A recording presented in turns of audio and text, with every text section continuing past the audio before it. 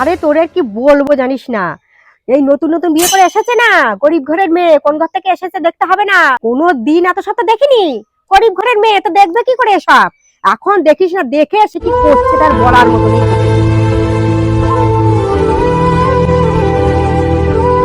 জানো, আজকেও তোমার মা আমাকে কি সব কথাবার্তা বলছে।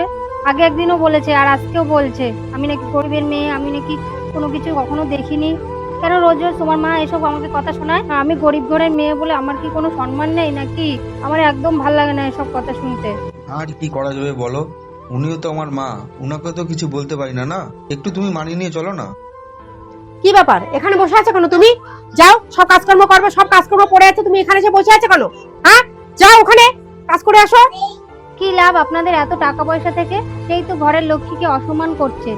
মানলাম আমি গরিব ঘর থেকে এসেছি, তবুও সেখানে তো একটু সম্মান পেতাম। আর আপনাদের এখানে এসে দেখুন, একটু সম্মান পর্যন্ত পাই না।